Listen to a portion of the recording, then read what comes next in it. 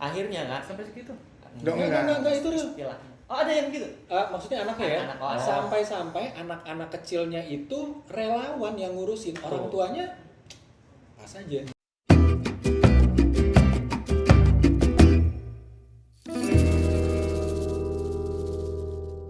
Kawang tau nggak? Ini udang saya. Beli di mana?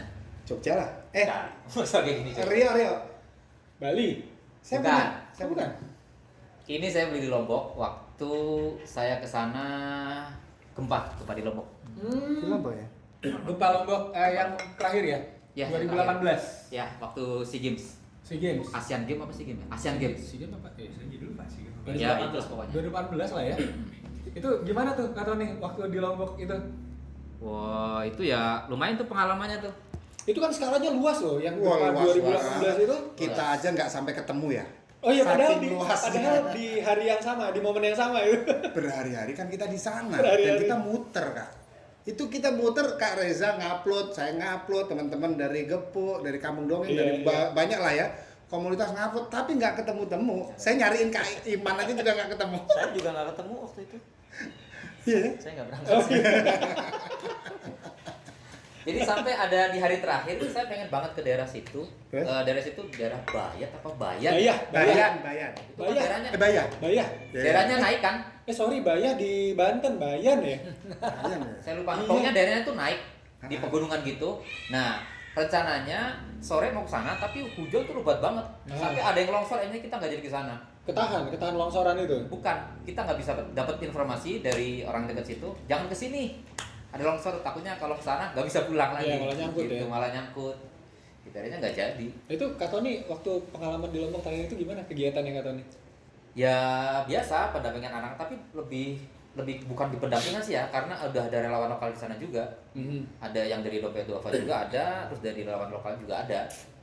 Sudah saya datang ke sana itu bukan pas waktu bencananya deket-deketnya, tapi udah sekitar 2 minggu atau 3 minggu gitu. Oh, oke. Baru saya ke sana, jadi sudah ada relawan di sana. Kita bantu mengkondisikan relawan di sana untuk pendampingan anak aja sih sebetulnya. Lebih ke situ. Tapi pas sekali ya, maksudnya kan kalau bencana terjadi itu kan pasti evakuasi dulu. Ya kan, proses evakuasi. Mungkin minggu-minggu pertama gitu. Nah, ini jadi pertanyaan juga. Kan ada teman-teman yang bilang ya udah pendongeng nggak usah datang dulu deh di proses evakuasi karena masih sibuk evakuasi. Tapi setelah evakuasi baru hadir. Tapi sebenarnya saya malah berpikir justru pada saat evakuasi itu kan lagi hektik. Semua orang sibuk rescue gitu loh.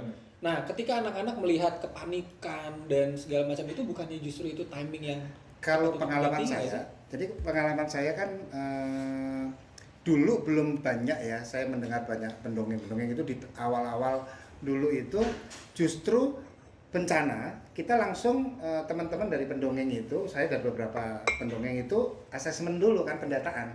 Di saat pendataan itu sekaligus jadi tim apa ya namanya, tim pembuka ya, tim advance atau apalah gitu ya, masuk itu biasanya kita sudah data kebutuhannya apa, terus harus bikinin tenda macam tenda-tenda ceria lah gitu, kemudian sudah harus bikinin bukan silabus apa, schedule lah, pagi ngapain, siang ngapain, ini ngapain, itu dilakukan 2-3 orang.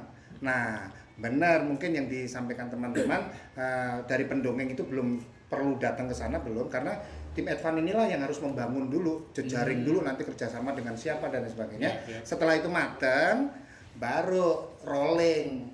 Pendongeng ABC datang sekian hari, biasanya seminggu sampai 14 hari gantian seperti itu. Kalau pengalaman aku gitu. Berarti emang di awal tim advance itu yang nyiapin ya? Wajib, karena kalau kebanyakan pendongeng akhirnya malah. Pernah Kak, masalahnya ketika kita minta data dari orang, bukan yang dari pendongeng, kita justru tidak bisa klik kebutuhannya beda. Kebutuhan seorang pendongeng untuk di sana itu bagaimana, gitu lah. Nah itu yang saya lakukan dulu kayak gitu. Iya. Terus itu Kak Tony gimana? Aku masih pengen denger ceritanya Kak Tony terkait Lombok terakhir. Itu saya karena ada hal-hal menarik apa sih? Tim ketiga dari Gepuk. Jadi tim pertama tuh sudah ada tuh Kak, yang pertama ke sana kalau nggak salah Kak Rian sama Kak Sidik, ya? Wawan. Kak Wawan NTB. Bukan kawan NTB. Wirawan. Kawan NTB masih Kawirawan. Ada ini. Kawawan itu lagi di Malaysia. Tadi lu Kawawan mana? Kawirawan, Kawawan Wirawan di Depok. kerajaan. Oh ada ya. Depok. Wawan Depok kan? Kawawan Depok. Depok. Master masih terminal. Itu terminal. Jadi saya tim ketiga atau kedua waktu itu sama Kak Syarif. Kak Syarif Kepuk, bukan Kak Syarif kamu. Ada kasar juga ya. Ada ya. Nah, saya di sana berapa hari? Sekitar 5 hari kalau nggak salah. Saya 5 hari saya ketemu juga di sana sama pendongeng juga Kak Cahyo. Oh Kak Cahya itu Cahyo ya. itu ketemu di sana juga di Ada. salah satu lokasi bencana itu juga. Nah, ya seperti biasa, keliling kayak gitu. Jadi bukan pertama kita datang ke sana pembuka, enggak. Jadi setelah Gepuk itu bikin Kak Wawan sama Kak Rian Hamzah itu bikin apa? Buku apa sih namanya? Perpustakaan. Nah, perpustakaan untuk pendampingan anak. Nah, setelah sudah ada tempat-tempatnya baru kita ke sana untuk melanjutkan pendampingannya. Istilahnya itu sebagai base camp-nya gitu lah ya. Karena saya nambah base camp lagi. Beberapa tempat. Base camp biasanya 2 Kak kalau saya. Base camp 1 biasanya yang di tenda-tenda kayak gitulah. Yang 1 kita mencari tempat rumah seseorang. Dan itu biasanya pengalaman yang nantinya setelah bencana selesai jadi base camp kampung dongeng itu di situ. Iya. Orang tapi menemukan itu memang nggak gampang kan, sulit gitu loh. Tapi ada orang yang ayo di rumah saya aja gitu kan. Soalnya kita kalau tidur terus secara terus-terus di lokasi Di pengungsian itu badan kan perlu kita ini kan. Kita mesti jaga juga. Jadi kita rolling, kita menemukan rumah warga yang agak begitu jauh nggak apa-apa. Tapi disitulah kita bisa refresh lah diri kita. Jadi jangan sampai nanti ya teman-teman pendongeng ya khususnya ketika di lokasi itu terforsir betul gitu loh. Benar sih. Kelihatan asik dan menantang, tapi ya kalau guru saya bilang dulu kamu relawan tapi orang rumah kamu bukan relawan loh. Perhatikan dirimu. Pas banget itu. Gitu ya. Iya juga ya. Benar. Kak Ojan gimana pengalamannya Kak Ojan di lokasi-lokasi? Tahun berapa kau jadi pertama itu? 2010 saya pertama di Aceh ya? Jogja. Gempa. Oh, ini Merapi. Merapi. Oh, berarti bareng saya tuh 2010. Tapi nggak ketemu ya? Nggak ketemu. Iya, 2010 sama. Saya pertama juga di Jogja, tapi bukan 2010. 2006 itu. 2006. Saya korban sekaligus relawan. Masih kuliah di sana. Oh iya, kuliah. Masih kuliah saya. Belum dongeng dong Kak? Belum. Pertama kali saya benar-benar makanya jadi tampil dongeng itu panggung boneka itu ya, yang foto di pakai panggung boneka itu. Tahu itu pernah lihat fotonya soalnya. Dan saya dapat beasiswa gempa juga itu rumahnya. Padahal saya bukan korban yang runtuh rumahnya, orang di Tegal. Oh, ini salah satunya nih yang ngambil dana. Saya nggak ngambil, tiba-tiba nama saya ada. Kok nama saya ada? Terus saya ke dekanan, Pak nama saya ada. Ambil aja daripada diambil orang-orang dekanan. Ya udah. Daripada diambil atasan, dengan kita yang ambil kan. Dana bansos. Dana bansos. Tapi ada yang menarik Kak di apa namanya Bencana. pendampingan bencana itu. Satu, banyak yang keliru dengan istilah kan. Istilah. Kelihatannya simple gitu, padahal besar efeknya.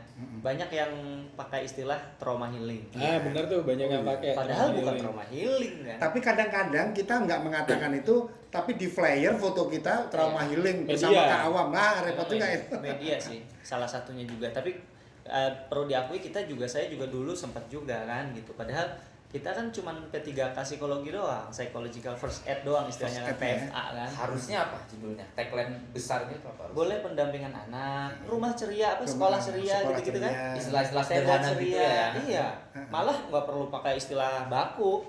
Biar anak-anak kalau datang itu seneng gitu. Deket ya, Deket. kata-katanya bahasanya deket sama Iya. anak-anak ya. Senang, terus kemudian ada banyak informasi yang kita sampaikan. Atau manajemen stres kalau bahasa lainnya kan. Kak Tony pernah juga ikut kan. Saya pikir Stress Kak Tony management. merasa stres. Ini praktisi stress management atau psychological first aid gitu-gitu.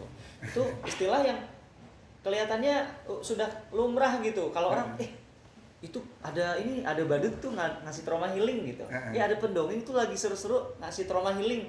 Karena orang lihat kayaknya bikin seneng itu udah langsung trauma healing gitu kan. Padahal Gimana caranya kita menyampaikan ke masyarakat bahwa ini bukan trauma healing. Bedanya apa? Pemilihan kata trauma healing sama misalnya tadi pendampingan atau psychological first aid. Perbedaan dasarnya apa tuh? Yang jelas kalau trauma healing itu kan artinya ada yang trauma terus Dan ada yang harus disembuhkan. disembuhkan kan? Sembuhkan. Jadi harus ada yang trauma terus disembuhkan. Berarti kalau untuk tahu orang trauma apa enggak, ya ada yang bisa ngetes dong. Gitu. Oh, Apakah kita yang datang ke daerah bencana tahu cara mengetes nih orang mendeteksi trauma apa trauma. enggak kan gitu. Yang jelas dan belum tentu ketika ada bencana orang trauma gitu. Bencana itu kan kejadian yang tidak menyenangkan. Yang paling jelas terjadi adalah ketika terjadi bencana orang stres. Iya. Itu udah pasti gitu. Stres. Shock gitu. Iya. Sementara kalau kata Pak Asep Hairul Ghani itu biasanya orang kelihatan gejala trauma itu biasanya paling cepat 3 bulan setelah itu setelah ya. Karena berasa kejadian banget pertama. sepi ya kan, kita biasanya relawan kan sudah nggak di situ kan, ya Iya. kan, sepi, kemudian ada ketersendatan bantuan-bantuan dan lain Jadi sebagainya. kira-kira kalau 2 minggu atau 1 minggu kejadian langsung datang bilang trauma healing, siapa yang trauma? Sementara 3 bulan baru ketahuan kata Nah, ini yang menjawab yang pertama tadi ya. Iya, makanya itu satu kan, jelas kan. Kalau trauma healing ya ada yang trauma terus disembuhkan. Sudahlah, kita nggak bisa menilai orang trauma apa enggak, kita juga nggak tahu teknik penyembuhannya yang luar biasa banyak Iya. loh. Dan itu dilakukan sama teman-teman psikolog. Berarti ranahnya psikolog ya. Ya, Kalau- artinya kita berarti memang lebih tepat memang bergabung sih Pendampingan ya. ya, Bergabung pendampingan. dengan teman-teman psikolog. Kalau untuk yang trauma healing ya. Iya. Tapi kalau untuk PFA semua orang bisa melakukan PFA. Heeh. Gitu. Karena prinsip PFA tuh gampang, sederhana. PFA sampai ke apa, Kak? Psychological first aid. Oke. Bantuan P3K. Pertolongan pertama. Ya, Pertolongan pertama. Jadi sama kayak orang kalau kecelakaan Ya. ada P3K fisik, ini psikologi. Ya. Dan prinsipnya gampang. Gembirakan aja mereka. Salah satunya itu kan. Hmm. Salah satunya itu. Terus yang paling gampang itu kalau istilahnya itu dari freeze ke unfreeze. Oke, Oh. ya mesti Harus bergerak. Bergerak. Makanya kalau saya dongeng di daerah bencana, saya selalu bilang yang paling bagus adalah interaktif storytelling. Ya, jadi ada role play. Ya, role play. Anak-anak jadi pemerannya Iya, gitu-gitu ya. mereka Terus kita berlari. main-main apa. Jadi nggak cuma dongeng aja sih. Ya kalau dongeng aja ya habis waktu kita, cuman dongeng itu kan cuma paling lama kuat 1 jam. Sedangkan mendampingin mereka berapa lama gitu loh. Makanya kan pendongeng kalau daerah bencana kita nggak boleh jadi pendongeng doang. Enggak kan? semua, iya. Kita 14 hari ya jadi Iya. relawan blok. Iya, multifungsi. relawan. Multifungsi. Nggak boleh event harusnya. Nggak Sama bisa. ada yang juga harus kita perhatikan selain istilah itu, istilah apa namanya, Trauma healing itu juga kita juga harus lihat kondisi anak di sana nih. Jangan sampai anak-anak itu karena datangnya relawan pendampingan anak itu banyak, anak-anak jadi capek nih karena Iya. kebutuhan Benar, dokumentasi. Jadi Selesai ini suruh ke sana. Sampai ada yang berkelahi, Kak. Iya. Berdebat loh. Ini saya sudah schedulekan. Anak-anak diam saja, mereka berdebat gitu loh. Dari lembaga A, lembaga B, bahkan mohon maaf ya, dari partai Iya. tertentu. Saya nggak melihat partai yang mana, pokoknya mereka menyampaikan bahwa saya sudah menjadwalkan. Loh, saya masih acara. Anak-anaknya berada di tengah kayak di pingpong begini gitu kan. Iya. Padahal mereka Sering. butuh istirahat banget gitu loh. Sering terjadi. Itu perlu di ini ya. makanya kita juga harus menyampaikan ke relawan lokal, Heeh. harus strict juga tuh dengan hal-hal seperti itu. Artinya nggak bisa anak-anak beristirahat jam segini. Ah, betul. Gitu. Sebenarnya lebih besarnya lagi memang manajemen bencana kita buruk sih. Harus diakui. Contoh yang kelihatan banget tuh waktu di Aceh tuh Rohingya kan. Jadi gini kan, kalau prinsip ngasih bantuan bencana itu kan kita mengurangi kerentanan kan. Jangan sampai menambah kerentanan baru gitu. Ah iya. Itu- Kacanya lihat ya. Apa? aman. Jadi ini Kak. Jadi aku lihat kan prinsipnya kita kalau ngasih bantuan bencana kan kita tidak boleh menganggap korban itu tidak punya sumber daya. Ya. Nggak Walaupun boleh dia kena itu. bencana, dia pasti punya sumber daya. Contoh misalnya, dia hancur rumahnya, tapi mungkin dia punya tanah di tempat lain, dia punya rekening gitu. iya. Dia mungkin nggak bisa masak karena nggak ada bahan baku, tapi dia punya panci, gitu-gitu kan. Ya. Bapaknya tabungannya masih Iya, banyak. nggak boleh dilayanin 100% gitu. Dia harus berdaya sendiri, bergerak. Makanya- Karena semakin dia bergerak, dia sembuhnya cepet gitu. Ya. Waktu di Rohingya Kak, Mm-mm. itu kan yang pernah kesana pasti lihat. Rohingya yang di Aceh. Kan saya kloter Aceh. kedua sana. Kalau kedua kan? Iya. Itu kan memang kita sih ya kasihan ya. Karena saking kasihannya melihat mereka terombang-ambing bulanan di atas Di laut, laut. kulitnya luar Iya. biasa legam, rambutnya berkutu, akhirnya orang kasihannya Manjain. manjain. Manja. Karena kasihan semuanya dilayanin nggak, sampai istilahnya BAB pun dicebokin gitu kasarnya. Akhirnya kan Sampai segitu. Enggak, itu real. istilahnya. Oh ada yang gitu. Maksudnya anaknya ya, Anak-anak, oh. sampai-sampai anak-anak kecilnya itu relawan yang ngurusin, orang tuanya pas aja. Jadi Kalau- ini bukan ngomongin jelek ya, tapi enggak. kondisi yang terjadi. Jadi manajemennya saya ngalamin. Jadi pas kita setengah bulan di sana, satu bulan, setengah bulan, itu mereka jadi manja. Iya, manja. Terus kalau selesai nih, karena baju menumpuk kan, pakai baju selesai buang. Nah, Kalau habis makan, taruh piring, nggak mau cuci piring. Itu kan menimbulkan kerentanan baru. bener. Ya. saya Itu jadi manajemen bencana. saya jadi kepingin ini deh, dengan obrolan seperti ini kita bisa merapat ke BNPB, Iya. ke psikolog, kita membuat satu panduan buku sakti lah ibaratnya, sehingga pendongeng itu juga punya buku saku.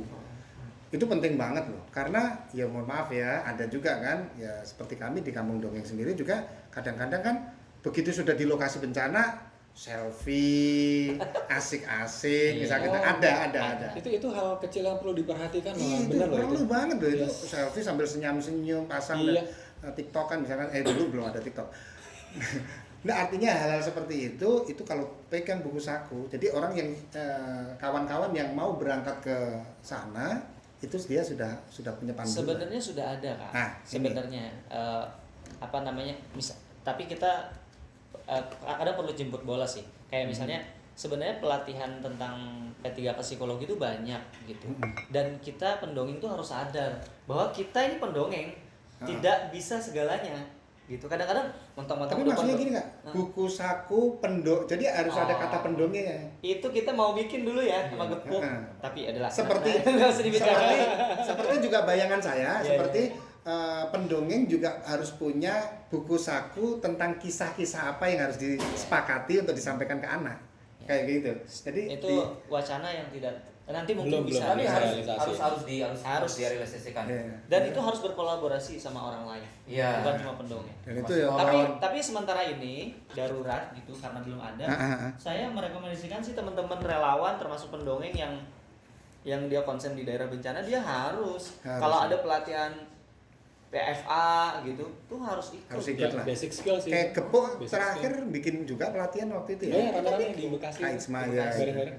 Itu penting. Atau paling basic lagi itu spear. Jadi Tapi kalau- kita berharap sih mudah-mudahan kita tidak berangkat di pengungsian sih ya. Amin. Nggak ada lagi lah. Maksudnya nggak ada Kayaknya bencana. nggak mungkin. Nah.